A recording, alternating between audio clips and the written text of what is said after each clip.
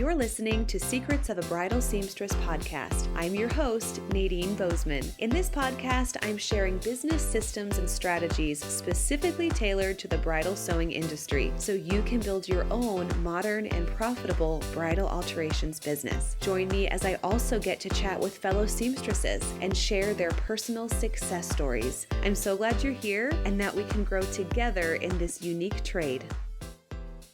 Hello. Welcome back to another episode. Today, I am deviating from our seamstress stories. This is my story a little bit, so it is a seamstress story, but we're just going to leave the theme of sharing seamstress stories just for one episode so I can share with you about an open house that I just had at my shop this past weekend. And I wanted to get this information out to you while it's still fresh in my mind. And I also wanted to get it out to you early on in the season. So if this is something you still wanted to plan for springtime, you'd still have an opportunity to do that. I don't have any bullet points, sorry. So there's not necessarily a to-do list. I just kind of want to share with you like how I planned it, the steps going into it, and then what the result was. And I hope this could encourage you if you just want to do something special to kick off your season or welcome your pre-registered brides or whatever. I feel like anytime we can just do something a little extra special to like put our business out there or to welcome brides into our space, it's always a good idea. Before we get into that, though, I have a giveaway to talk about. I'm so excited. The giveaway will have two winners, okay? There's going to be a branded Secrets of Bridal Seamstress Stanley, two different pair of Fiskars scissors. Fiskars is one of our sponsors. Clover Wonder Clips. Clover is another one of our podcast sponsors. And I have like a little basket of goodies. It won't be shipped to you in a basket, but I'm probably going to take a picture of all the stuff in a basket because it looks cuter that way. To enter this giveaway, please leave a review wherever it is that you're listening to this podcast.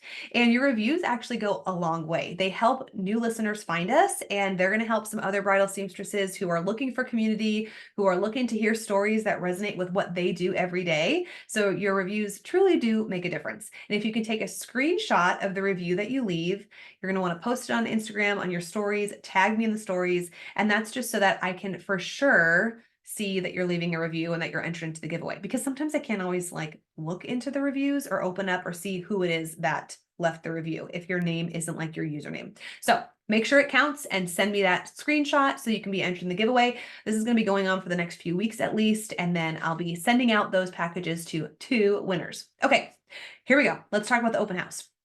So my idea for the open house was to have basically an opportunity for my brides to get to know me before they come in for an appointment. Because, like when they're anticipating their first fitting, it's like there's all this like angst that's built up. And I feel like the first 5 to 10 minutes, they're like, as much as we try to like help relieve the stress or whatever, it's normal for them to just feel a little bit like, okay, where am I? Let me get my bearings. They want to kind of scope out the place, whatever. And that's fine.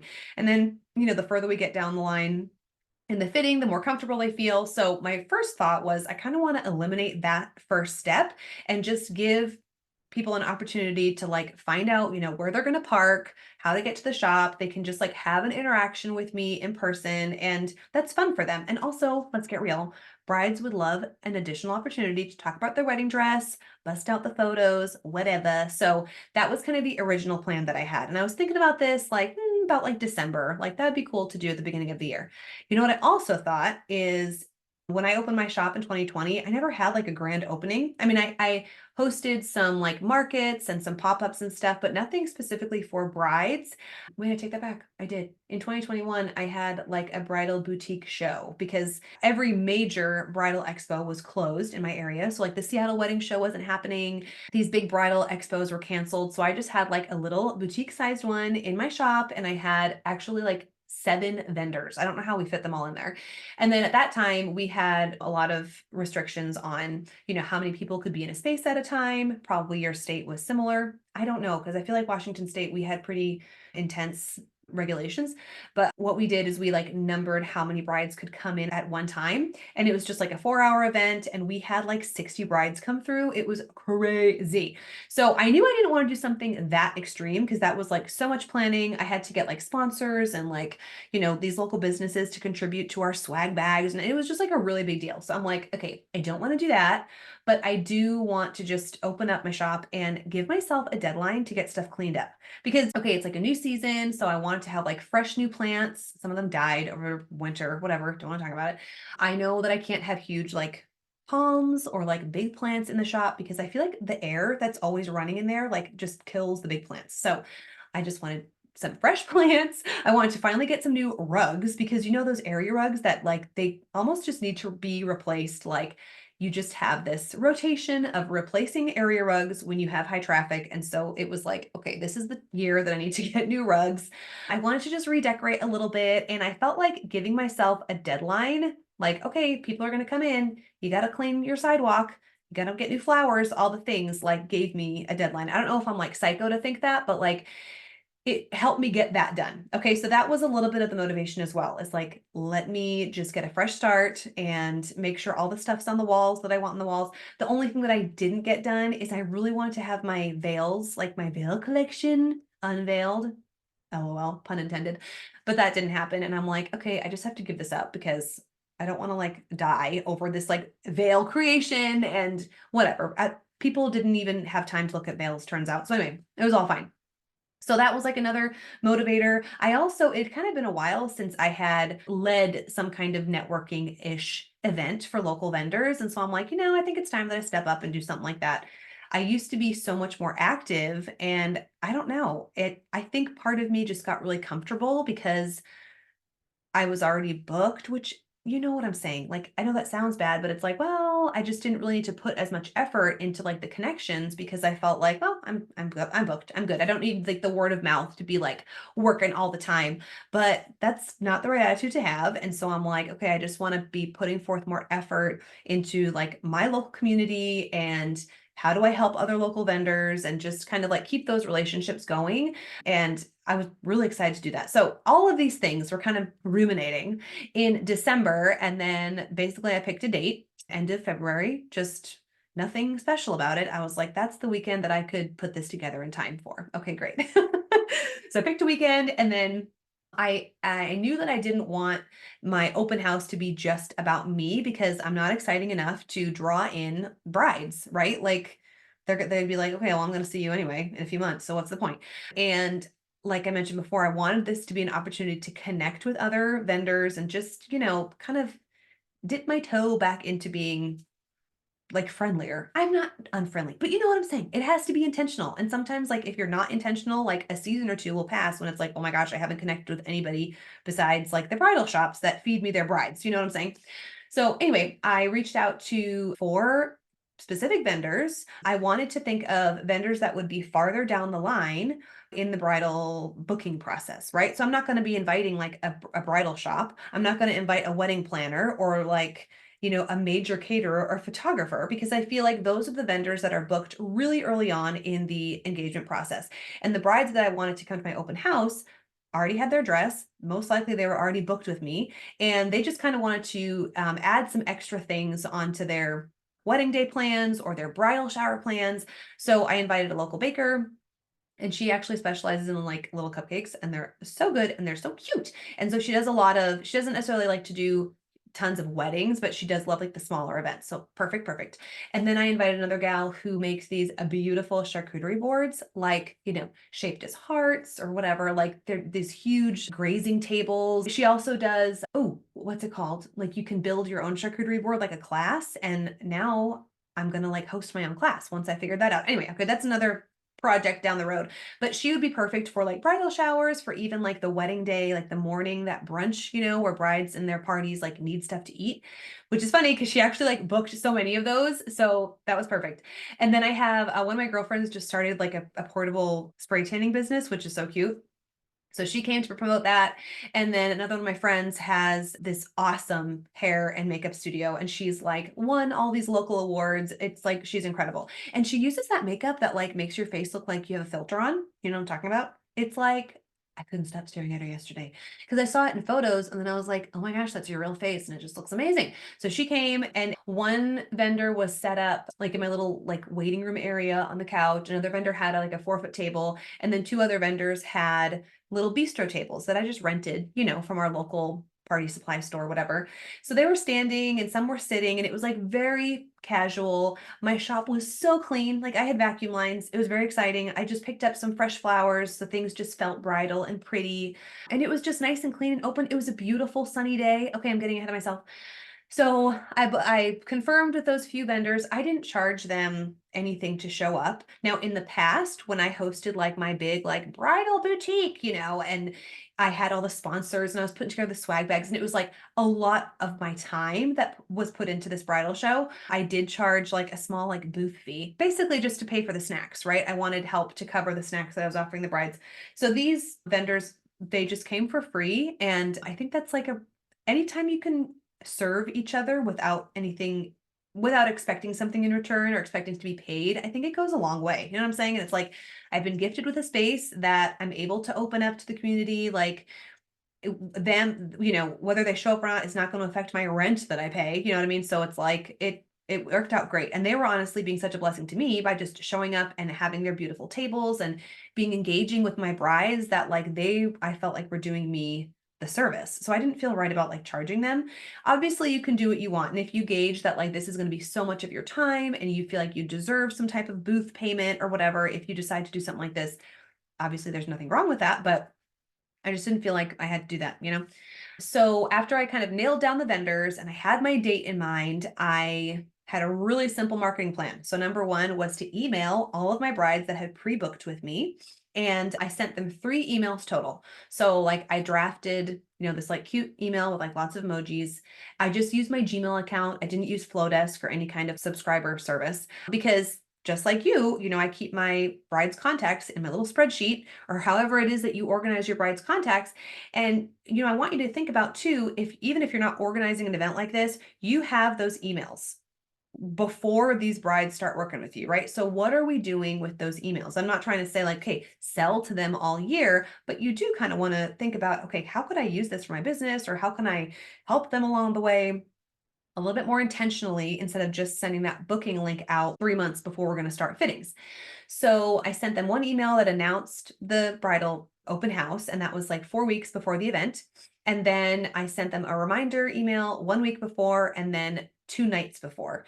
And they basically had the same wording like, okay, this is what's happening. I'd love to see you. I have a special gift bag for you, which I'll get to in a minute. You'll get to chat with some of my vendor friends and talk to me about your dress, and I'd love to see you. And I really played it up so that these brides knew it was like a special opportunity to meet me, to talk about the dress and just something extra special in their wedding day journey. And I feel like that alone goes a long way because it was just something special and extra for them to do. And if I'm trying to promote myself as this like elevated experience, I label it as a boutique service. So that means like you're going to get all of the little details will be included in your fitting and like you're going to, get all this attention and like I'm picturing what I imagine as boutique service or a personal like higher end experience. And this just kind of fits into that. You know what I mean? So we can get into a little bit later of how this would look like maybe with your branding or how you could work it into your current offerings with your bride so it matches and it's on brand. But that's kind of what I wanted to experience with the brides, right? So that was all in the verbiage of the emails. And so they knew they were invited to this like just special event just for them. And they got a couple reminders. And of course, in addition to the emails, I also posted about it on Instagram. So every post that I put together, whatever, from mid-January to the event itself, somehow nodded in the direction of the open house. So I had some graphics made up, and then even the photos that I posted of brides or like veils that I was working on, whatever, everything led back to, okay, and this is happening at the open house. Da, da, da, da, da. Do you think these posts blew up? No. Actually, like literally very few people commented on them. I had very few likes, whatever, but I was just consistent with it. Nobody was DMing me, like breaking my DMs saying, oh my gosh, can I please come to your open house? It's like, actually, I heard from nobody. Okay, so let's talk about this next phase of the planning. I didn't request any kind of RSVP because I'm like, okay, it's going to be a walkthrough event. So like nobody needs to tell me if they're coming or not. That's the point of an open house. So I knew I couldn't micromanage that much, although I really wanted to, but I resisted. So between like all the Instagram posts and my emails, I think I heard from literally 2 people that were like, I can't wait. I'm like, okay, great. Thank you. And one of them, I don't even think she showed up now that I'm thinking about it. So, of course, like Friday night, I'm thinking, who's going to come to this thing? I'm putting together little gift bags and I'm like, I guess I'll put together like 16 because if 10 people come, that's a win for me, right? And what I want you to consider is like every time you put something out on Instagram, okay, we're kind of conditioned to think that the comments and the likes and the shares and the viralness of it is what proves a success. But that's actually not even what marketing is, right? Marketing is promoting your brand, showing up, being consistent. That's a marketing plan, I should say. But like you can't put something out there and then have a condition that your audience is going to respond a certain way, right? Our job is to just be consistent and to spread the message and to keep those reminders. What is it? People have to see a certain statement like 7 times for it to actually stick. That's why I kept saying bridal open house, like in all of my Instagram posts, because it's like, and on my Facebook, whatever, business page, because it's like these reminders do sink in. So the responses that you might be getting on social media, it's not a direct reflection of your market absorbing your information. They could be scrolling and like seeing, oh yeah, oh there she is again. Oh, cool, she made that. She might not like double tap it. She's definitely not going to comment. She's not going to share it to anybody, but it is on top of mind, right? We hear that phrase. I feel like that phrase is like kind of a catchphrase now. Top of mind. So like keeping your clients on top of mind, or I don't think it's on top of mind. I think it's just top of mind. Okay. I gotta like Google it. So keeping your clients top of mind is what happens when you just are consistent and you keep showing up and you don't have an expectation that they need to show up with their likes or comments in order for you to do your job and promote and share your business. Does that make sense? So this came to fruition on Saturday when we had 18 brides coming to this open house, and it was just open for 3 hours. I was like, you're either going to come or you're not. You know what I'm saying? I'm not going to be here all day. So it's a 3 hour event. The last half hour was pretty quiet, honestly, but it was awesome. So before I get into the actual day itself, let me talk about the little goodie bags, okay? Because I don't want you to get too in your head about what needs to be in a goodie bag, okay? I ordered special cookies that were in the shape of a dress, which I thought was so cute, a wedding gown, and they were like individually packaged. So those went into the bag. I had a local travel agent, which is actually super cool because to be honest, I didn't think that there still were travel agents. But what she does is amazing because now there are so many options to travel and booking your honeymoon and like what website to use that it actually gets really overwhelming for people. And oftentimes people can overspend like buying their travel package when they could be saving a lot of money by working with an actual person. Isn't that so funny? How we've come full circle. So anyway, she's a local travel agent. So she made these really cute like gift cards in really sweet envelopes that each bride would have like a specific gift, you know, different from depending on like what honeymoon package they booked or whatever. So long story short, there's a gift from our local travel agent. The vendors that were at the show, they had little like promo codes that would, only work if you came to the bridal show. I had my own little gift card. So brides would receive $40 off of their whatever package they chose to work with me. So I didn't want to give them a discount on alterations, but it's like, well, okay, $40 is significant. It makes it worth it to show up. And it's on our fitting package. So it's fine. I felt like that was like fair for both parties. I feel like there's something else in the bag. Oh, a cute little scrunchie made by a local business. And there was something else. So when I think about it, I'll come back to it. Oh, just other business cards, like some other local vendors that weren't part of the show itself, but they just wanted business cards dropped off. I had like 3 separate businesses that just wanted me to include their information, which is fine. Okay, so that was all in those cute little goodie bags that were like pre-put together. And of course, they were with my brand colors, like all the things. It was like so cute. Okay, so Friday I went to my shop, I set everything up, I made sure everything was super clean. I moved stuff out of the way that like just did not need to be there, which is really hard for me because I'm like, I want everybody to see like all my cool stuff, like all my tools and like, ooh, this is this is the pedestal that you're standing on. And da, da, da, da, da. But I had to make room. So a lot of stuff went in the back room and that's fine. And it was clean and cute. It was great. I packaged up all the cute gift bags. I had some cookies and water and Tux catalogs and stuff like on my display table. I had some advertisements for my like dress steaming and then preservation and whatever. So just I had my own little area. I called it like my back office on Saturday. And it was like the back of the room. And, that's kind of where brides would come to find me. So we were all set to go. The hours were 11 to 2. Like I said, short and sweet, really simple.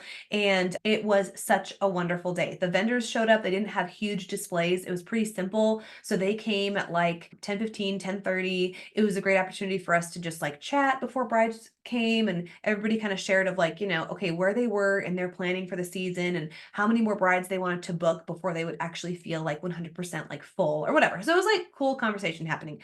And the brides came in, They were so excited. They brought their friends, they brought their mom, whatever. And it was so cute because like the brides who had already booked with me, like obviously I've already seen their photos, like I've already given them like their quote, but they just wanted to bust out the photos again.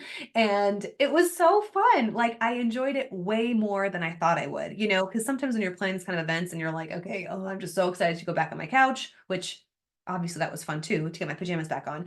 But I enjoyed being in the moment so much. And there were like times where like I felt choked up because I'm like, I can't believe this is like my life. Like I can't believe this is where I come to work and I'm able to do this. And it was just really a beautiful, beautiful day. And the weather was perfect. It was sunny. It felt a little bit warm. Duran picked up some balloons from the Dollar Tree, I think in the past I'd get these big like balloon arches or whatever, but I'm like, no, we just got like a little bouquet from the Dollar Tree and that was enough. We had a lot of pink balloons out front. And yeah, it was like this steady rush from 11 till about like 1:30. And then it was like people were done at 1:30. And we were too as vendors. So it kind of worked out great. And then we took like pictures together as vendors. Duran took pictures of each individual vendor or whatever. It was really cute. And that was just kind of a nice time to, okay, how did today go? Did you get any bookings? It was kind of a cool time for us to debrief. And then people were like literally out of my shop by 2:02. Like it was like short and sweet, done and done.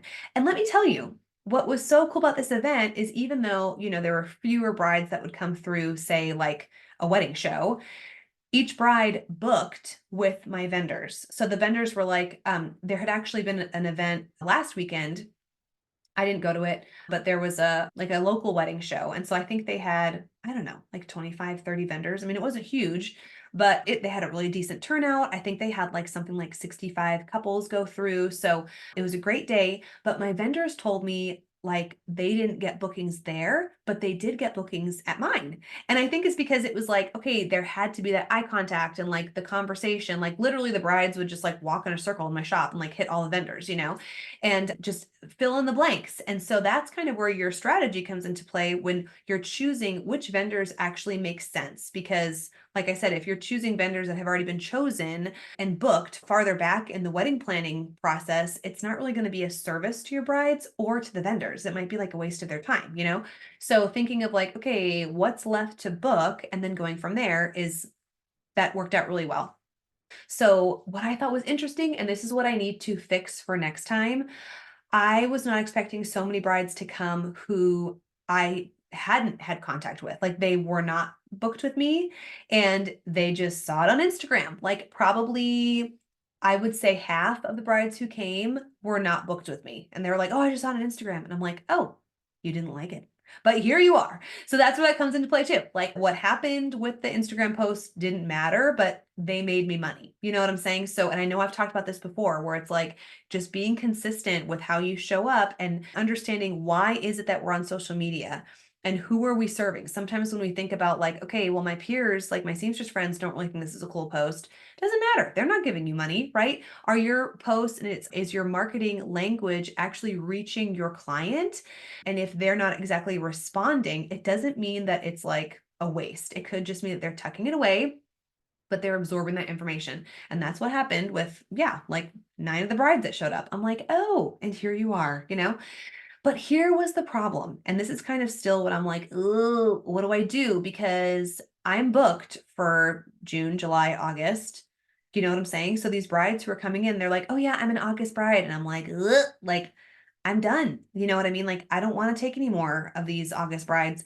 But then there's that balance of like, okay, well, they came and you know what I mean? It was just, I wasn't expecting that. So I didn't have like an answer. And so they would be showing me their photos and stuff. And then I'm like, okay, and remind me of the date. Oh, and I didn't want my face to sink like, oh, well, you're out of luck. We can't work together. So, and to be fair, I pre-book pretty conservatively because I always know that there's like rush brides that come in.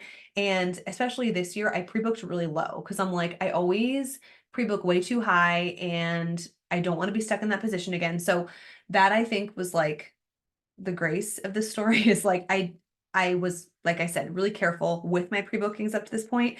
But if I were to do this again next year, I would have to be really clear again in the Instagram posts and in the emails.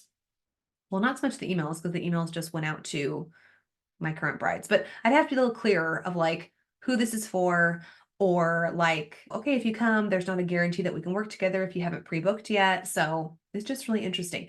And then that makes me think, okay, so you came to the show, but you didn't pre-book, even though I've been talking about pre-booking. Maybe I should talk about that more on Instagrams anyway. So whatever, it just clearly I'm still processing some of this because I'm like, they do listen, they are watching, even though we don't think they are, you know?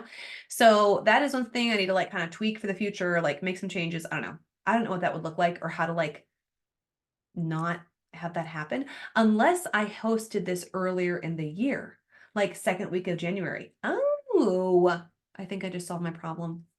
I think that might be it. So maybe second week of January is when I'm going to do this again. Okay.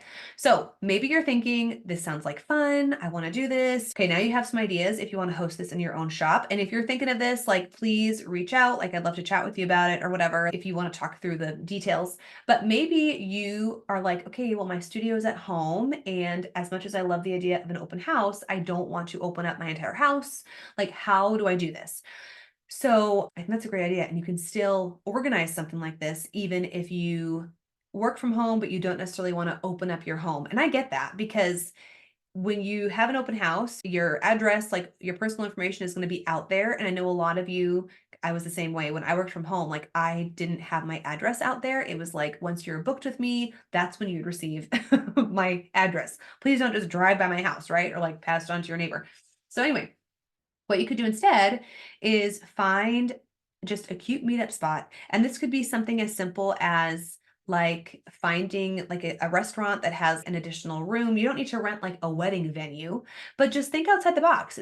We have locally a coffee shop that has a really cute like little meeting room within the coffee shop. It's something small, but like you can set up there. You can also invite two other vendors to be there with you. Like, hey, I have some brides that I'm planning on working with this year, and I'm going to have a little meet and greet with them. Would you be up for joining me and just, bring your business cards, maybe bring a QR code, be able to talk about your services so that like you have maybe 3 or 4 of you that are at this one central location, particularly if there's like no fee attached to it. But even if there is a fee, that could just be what you split between the 3 or 4 of you. And you can invite brides to just meet you that way because there is that like, lowering of the guard. I don't know if that's the right phrase, but like you just want to disarm your brides. You don't want them to feel nervous. So if you can give them an opportunity to get to know you and ask their questions before things officially start, it can be done even if it's not in your home, if you're sewing from home. Another thing to do or to consider is if you have some local vendor pals who do have a storefront or they do have some kind of professional space or a studio, you can offer, hey, I'd love to partner with you on this. I would love to organize it. Like I really enjoy organizing these kind of events and parties and stuff. But do you think we could use your space? It's totally fine to approach somebody with an idea like that. So I just want to encourage you to kind of think out of the box because yes, you're welcome to obviously open your home to it, but if you have reservations about that, there are ways to organize something like this away from home and it's not odd. I think it would be totally fun and normal and you just find a cute place to hang out and brides wouldn't really think otherwise. You know what I'm saying? Especially if you can find a place in town that just opens itself up to like events or, brunch parties or whatever. And that would be totally fun. Like if I were a bride, I would love that. And I'm even thinking like, of like downtown Olympia and the places that we could go. And you could even have like, if it were some kind of restaurant or like a special room or like a restaurant that could open early for you and you could just order some like appetizers or something. Like if you want to do this, there are ways to think outside the box. And if you'd want to plan one together, you and I could talk about your specific area and I could help you with that market research and finding a place for you to host this. If like down the road, this is what you want to be doing, the opportunities that come through these conversations, like the things that came up this weekend with brides who came to the open house, they range from, hey, I'm on Ozempic. Is it Ozempic or Ozempic? How do I plan this? Oh, hey, I tried my dress on and it like is too tight. I feel nervous. I ordered this dress off Etsy and it came in this different size. They're coming with these stressors that I could see the relief in their body language when we talked through it like face to face, as opposed to them having to wait until their first fitting or having to like email me photos or even doing it on the phone. Like offering that face to face time, I think is what clients are craving, but they don't know that they're craving it because everything is so digital now. So they're like, oh, okay, I'm just gonna, I'm gonna contact these vendors. I'm gonna get their auto response. We're going to choose the vendors based on their portfolio on Instagram or whatever. And it's a little bit, transactional until it comes to their first fitting. So what if you provided an opportunity for your brides to come and just release that stress that is like holding back the excitement a little bit, and you just let that first impression just be over with. You break the ice, you get creative of where you're going to host that even, but think about like how much better will that experience be for your bride and for you once you've like actually met them. Okay. So another thing that kind of set me at ease on Saturday is I've had a bride who, just in communications, the dress itself is fine. Like the work that needs to be done is not a big deal at all. It's like, oh, that's like a very typical alterations process. But the communication has been from several parties of the same family, reaching out on behalf of the bride, and the bride's reaching out to me too. There's been a lot of questions. uh, I think you know what I'm alluding to, where I was like, oh gosh, like what am I getting myself into? But the project itself looks fine, but it's like, I don't know. The store that she bought the dress at is like super reputable, and they said they had a great experience with her. So it's just like, but the communication has been a lot. And it started like a long time ago. Well, this party came to the event and they were lovely. And I could tell they just kind of, were a little bitty bit of like, little balls of stress entering the space. And then we had this conversation. It was like, okay, okay. And I could see the release. You know what I'm saying? So I'm like, okay, this was worth it for like that one person who needed to feel like it's doable. Okay, I can let go of the stress. So even if you think of it that way, okay, that totally takes the pressure off you. If this is what we're talking about, is that brides just want an opportunity to talk through things with you, you could break this down even smaller and say, hey, brides, I'm going to be at this cute coffee shop 2 hours this Saturday. Like I'll be there and I'll have flowers at my table if you want to come find me and talk about your dress. Like that could be really cool too. So there are different ways to go about this. Now, I don't want to go rogue too much because I don't want to say things that I'm like, maybe that's a weird idea. But what I want to get across is this can be as fun and exciting and detail oriented, or it can be as simple as you want it to be. Think about what your mission is. Like, why are you doing this? And then how can you make it work, right? So I knew that my mission was kind of multifaceted. I wanted to clean my shop, I wanted to get some upgrades going, and I wanted to give myself a deadline. I wanted to connect with other vendors, other local wedding vendors, and just kind of step back into like this networking scene that I've stepped away from for a couple of years. And of course, I wanted to give the brides an opportunity to meet me and see the shop and just get familiar with me, right? So I kind of had like a bunch of different reasons, but think of what your why is, and that gives you freedom to get really creative of how this can be put together for your own business and just kind of kickstart your season.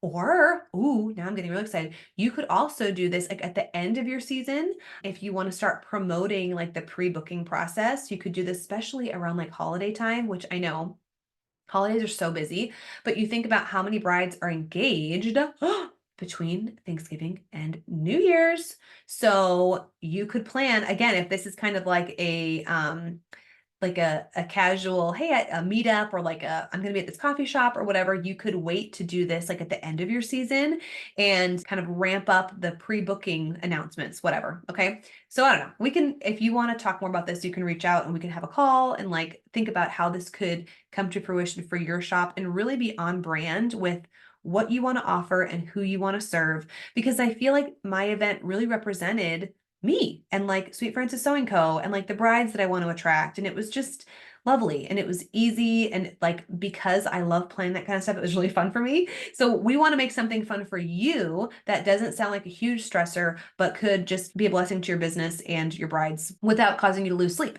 right? It's that balance. One thing that I touched on a little bit earlier in the episode, and I just want to talk about it a little bit more before we wrap up here, is your email address and thinking about how to utilize your email address in a way that keeps you in contact with brides before they actually see you for their first fitting. Because sometimes, I don't know if you love to talk about like the wedding details with brides, but I love that. Like it never gets old for me. And I think that's why I'm in this industry. Like I love hearing them talk about like, oh, I gotta call the caterer. Oh, we're gonna have pulled pork. Oh my gosh, I love pulled pork. Oh my gosh, me too. Like those are the details that I love to hear from them. And what I hear frequently is they feel stressed when the caterer or the photographer, whoever, doesn't stay in touch with them throughout the year. Which sounds kind of funny, right? Because we as vendors were like, what? You're in my books. We're fine. Like, I'll reach out when I'm going to reach out, right? And so that's when I'm hearing these stories. I'm like, girl, your photographer knows. She just knows that your wedding isn't for another 9 months. So you're not on her radar. But what I'm picking up from these conversations is that not all, but I would say most brides just like those reminders of like, hey, you're on my calendar and we're going to work together later on this year and you're on my mind, even though we're not physically working together yet, right? So how can we do that with these email addresses that we have and just send these little reminders, to brides that, hey, you are on the books and we're so excited to work with you or whatever. These can come in the form of little planning tips. If you're searching for your shoes, here are some tips that I'd give you if you're, shopping for those wedding shoes. If you have an Amazon link, this is a great opportunity. Send that link with every correspondence, right? Because they're shopping for their shoes, for their veil, for their, well, unless they get a custom veil, but we can't get away from these Amazon veils. So we might as well like make money from them, right? That's what my friend Kirsten says. She's like, people are going to buy these Amazon veils. So I'm going to have a link. So I'm going to get a little something for these veils, right? They're still shopping for their like travel bags or their whatever, you name it, their boob tape, their body glide, all the things, right? So you can have these links and include them with every correspondence that you have with your bride. And you'll be surprised how it's like slowly but surely it adds up, right? So I just recently started doing this, so I'm not like a huge pro, but I can say that like last year when it was just those little tidbits were sent along, I feel like the reward was huge because there's already some sort of relationship built. Like these brides aren't emailing me back, most of them.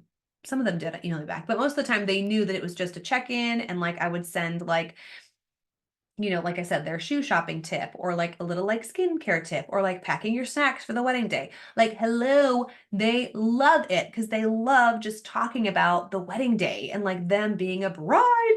So if you have this email list, think about how can you use it in a way to build that relationship and lower the stress before they enter your door. And if you can think about like affiliate links or just another way to, maybe get some money as well. I mean, that's a win-win, right? It doesn't have to be an affiliate link. Maybe you can talk about custom veils and like, have you thought about what your veil will look like? Do you have a specific vision that you can't find? Let's talk about that during your appointment. You can start promoting your cleaning and your preservation, whether you do that in-house or you ship it out, or you can talk about if you sell undergarments at your shop. Every offering that you have, you can tease those into these email communications as well. Okay. I feel like this could be a whole new podcast episode. So if you want more information about that in particular, let me know and I can come back and just talk about that subject alone. But I don't want to overwhelm you. And I'm looking at the time and I know you got things to do. Okay, so let me know what you think about the idea of an open house and let me know maybe how it could translate to your personal business and what it would look like to fit your brand, to fit your market, and to fit your physical location. And if you have any questions about how to actually put this together, let's schedule a call and map that out because I think it could really be a big benefit to your business and your local community, honestly. All right, one final reminder, enter that giveaway. So if you love this episode, you can leave a review about this episode or what you've learned through the podcast, or maybe you've had like a favorite guest that's been featured and you want to give them a shout out, right? So however you can think of it, the reviews truly mean so much to me and I would really appreciate your time. And don't feel weird about taking the screenshot and sending it to me because I want to know that you did it so I can enter you in the giveaway. And like I said, that'll probably be going for probably like a month. I think that's a normal amount of time for a giveaway, right? All right. Well, I hope you have a great week. And I know things are ramping up. And for some of you, you are already there. So I hope you're doing good. If that's you, that you're already staying afloat. And hopefully I will see you again next week. All right. You know where to find me between now and then. Okay. Bye. Thanks for listening to today's episode.